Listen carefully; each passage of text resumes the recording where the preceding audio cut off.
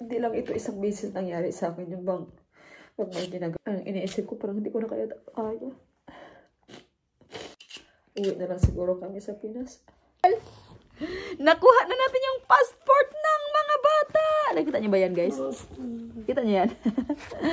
Oh. What is? Finally, Isabel is going home! Isabel is going home! Basta, iba yung saya natin sa Pinas kahit walang-wala tayo. Iba yung saya natin, guys.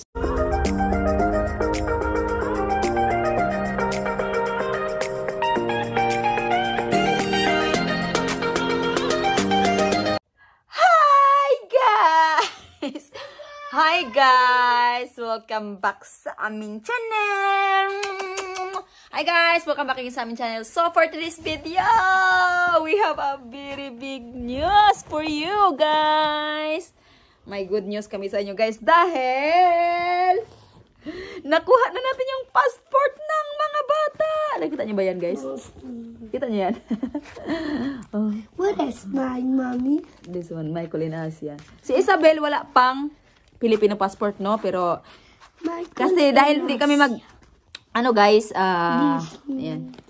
Sila Michael, meron na bago to. Ayan, hindi pa nga ito nagamit simula nung nagka-COVID, no? Nung pagbalik namin dito. Kasi pakita ko sa inyo yung passport ni Isabel, guys. Ang ganda-ganda. Passport ni Isabel. This is mine. This is Isabel. Isabel, you don't have to touch anything lang, kay. You're gonna eat it. You cannot,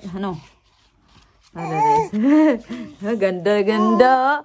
Ganda, ganda, Isabela. Ganda. Ganda, no? And, ayan, finally, guys, makaka-uwi na tayo. Makaka-uwi na kami. Guys, makaka-uwi na kami, guys. Lang ano, super ano na dito guys, dahil dito sa Italy guys, super. Don't show because that's private. Mama, and that's my things, ano. So yan na nga guys, no, and uuwi na tayo ng Pinas! Yay! Yay! Uuwi na tayo! Kasi guys, ano talaga guys, ano guys, last minute. Mami, sono ancora io. Kasi last minute decision to namin guys kasi nga last time kasi nung si Tony, super nakita ko talaga si Tony talaga guys na super stress na talaga niya dito guys. Lagi niyang sinasabi sa akin na, Mama, ma che io ho 5 anni. Be careful with that, anak, cannot mag-ano daw, gusto nga daw niyang umuwi ng Pinas nga, hindi na nga daw kami dapat babalik dito. Isabel. Ngayon, sabi ko guys, naisipan ko ba, guarda si te. Michael, be careful, if that's gonna, we cannot go, if this will ruin these things, no, we cannot go. So, ayan sila guys. So, by the way guys, no, sila guys, mga dual na po yan sila guys, no? Pero di naman kailangan ni Isabel ng passport sa Pilipinas guys kasi hindi naman kami magstay ng more than a year. Pag ano guys, important mapashow mo sa immigration na meron kang report of birth ng iyong anak dito sa bansang sinilangan, no? Kung saang bansa mo siya inano. Be careful.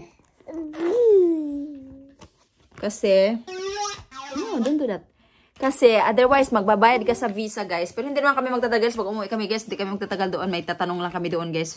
Para pag nagstay kami doon for good, alam namin kung ano yung dadalhin namin sa mga bata, guys. Kasi nga, ang ano lang talaga namin, guys, kasi nga, si Nuno, matanda na, no. Kung aalis kami, baka kung may something na mangyari, Michael, quiet. Hindi kami makadali-dali pagbalik dito ba, ganun. Kaya, yun talaga guys, ang hirap. Tapos mga bata is cold. So, yun yung ano namin guys. And, finally guys, thank you Lord for more than 3 years. Hindi kami hindi nakauwi pala. Simula nung nagka-COVID. Yun, simula nung nag-start ng COVID guys. Kasi bumalik kami dito sa Italia 2020 na eh. 2023, magtatapos na yung 2023 guys. 2024, oo. Wala, more than 3 years na nga kami hindi nakauwi guys. So, finally guys, no guys, kasi nga last time nga si Tony, meron ako ipakita sa inyo video guys. Ito yun, nagdadrama ako guys. Ayan. Hindi ko alam. Bigla na lang tumulo yung luha ko.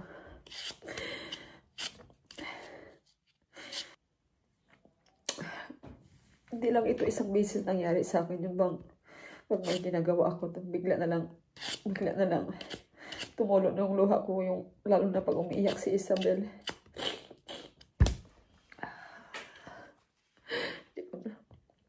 Ang iniisip ko, parang hindi ko na kaya.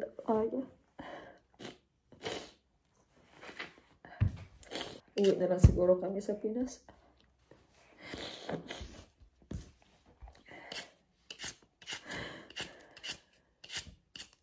Ano kasi guys, kanina ba umaga, nagising si Tony. Kasi hindi man lang ako kinausap. Hindi ako kinausap, tapos lagi siya nagsasabi na gusto na daw niyang makawala dito, gusto na daw niyang, parang, alam mo yung parang, pinapamukha niya sa akin na parang, nasa prison siya ba? Lagi ko namang sinasabi sa kanya, hindi ka naman nasa prison na, pwede ka namang umalis. Kahit iwan mo kami dito, sabi ko gano'n sa kanya.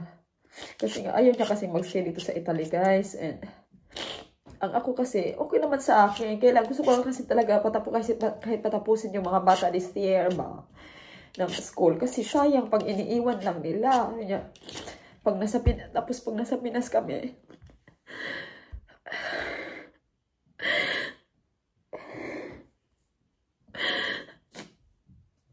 nasa Pinas kami, baka kasi pabalik sila ng mag-back to zero sila ba. Kami lang ni Isabel nandito, tapos ganyan siya pag nagkasakit na nga, lagi-lagi pang lumalabas. Ngayon din niyang magstay sa bahay, guys. Hindi talaga siya makastay ng bahay. Kaya sabi niya, uwi na daw kami ng Pinas. Hindi na daw kami babalik. Wala namang problema, hindi babalik. Yung mga bata lang talaga. Hindi naman kasi dito yung life daw talaga niya. Nasa Pinas daw yung life niya. Yeah. Sabi ko, wala namang problema. Sabi ko nga sa kanya, next year, uwi na tayo. Hindi na tayo babalik dito. I-enroll lang natin yung mga bata doon. Pero, kailangan natin muna tanungin kung ano yung mga requirements doon na minimake sure ko ba na hindi babalik yung mga bata sa back to zero. Kasi sayang yung taon ba. And, siyempre, kawawa yung mga anak ko. Okay naman kami, guys. Wala kaming away. Okay naman kami. Yun lang talaga, guys. Na, parang gusto na niya umuwi ng Pinas ba? Gusto na niya kasi sa Pinas kasi daw yung niya. Mas happy nga siya sa Pinas. Dito nga, wala nga siya. Stress lang nga daw yung nakukuha niya dito. So, kanina umaga pa lang, sabi niya sa akin, pagkagising niya, sabi niya, kailangan daw niyang magparehab. Parang ganun ba? Kasi nga, hindi na nga siya tumitingin sa kanyang pagsisigarilyo eh. Pag nasa Pinas kasi kami, hindi yan siya nagsisigarilyo pag nasa Pinas kami. Kaya, iba talaga yung saya niya pag nasa Pinas kami, no? Kasi, yun naman, pag iniisip pa naman sabi ko, sige nga, mag-desisyon na tayong uwi ng Pinas.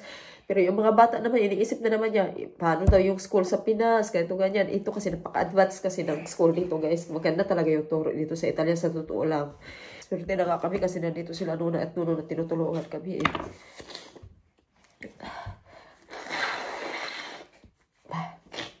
Sige guys. Maging okay din ang lahat guys. So, ayan guys, nagdadrama ako dun guys kasi nga, hindi nga niya ako kinakausap guys, mga ilang araw na hindi niya ako kinakausap ba. Eh ngayon, nakapag-decide ako guys, alam nyo guys, super mahal ng ticket guys dahil high season nga. Super mahal talaga ng ticket guys. So ngayon guys, kumuha kami ng ticket. Ura-urada. Kahit wala kaming luggage. Kaya guys, wag nyo kaming hingian ng mga pasalubong kasi wala talaga kaming mga pasalubong kasi nagbubuk lang talaga kami ng ticket ng walang luggage kasi super mahal po ng may luggage guys. Meron namang luggage. Yung ano lang kasi wala kaming check-in luggage. Pero syempre bumili ako ng isa bumili kami ng isa kasi magdadala kami ng mga olive oil. Ganun kasi pag umuwi kasi kami ng Pinas guys, magdadala kami ng olive oil kasi yun talaga gusto namin magdala ng yung olive oil na yung gawa namin. And yun na nga, nag-book kami guys, ura-urada, super mahal ng ticket talaga. Kung i-check nyo, super mahal talaga ng ticket guys. And sana maintindihan nyo na hindi kami umuwi doon para ay, hala ka, ginawa ko mayusip. Agoy. Ay, Isabel, we cannot go home. Finally, Isabel is going home. Isabel Isabel is going home. Oh my God. Oh my God. Last, yung pinanganak ko din si Michael, 4 months pa lang si Michael. Umuwi na rin kami ng Pinas noon. Si Isabel is already 8 months. So, ayan na guys, no? And see you. Ano lang kami doon guys, mabilis lang kami doon guys. Ano lang talaga, parang anuhan lang namin yung aming utak ba, malamigan sa dagat. Gusto talaga ni Tony yung sa Pinas talaga guys. Walang magagawa ko guys, no? Hindi, gusto rin naman namin talaga doon. Kahit, kasi iba talaga yung saya guys, no? Hindi mo kahit may pira kayo dito, hindi ka naman masaya, wala pa rin. Kahit, at least, pag nandun ka sa Pinas ba, kahit hindi kayo yung kagaya ng iba na mayaman, yung ganon, at least, nakakain tayo sa 3 times a day, ganon. Wala na yung problema yun, guys. At least, masaya si Tony, masaya yung mga bata. Parang ganon ba? Dito kasi, ayaw kasi ni Tony talaga ng malamig, guys. Kaya yun yung inanuhan namin talaga. And, ngayon, wala siyang trabaho ngayon. Kaya yun, parang nai-stress nga siya kasi, trabaho talaga yun ang trabaho si Tony, guys. So, ayun guys, I'm so excited kasi finally guys, no, makakauwi na tayo. Oh my God. Iba talaga yung saya sa Pinas guys. Kaya nga dito nga nung Pasko nga, di ba? Hindi masaya talaga dito. Parang alam mo yun, parang ghost town. Iba talaga, basta iba yung saya natin sa Pinas kahit wala tayo. Iba yung saya natin guys.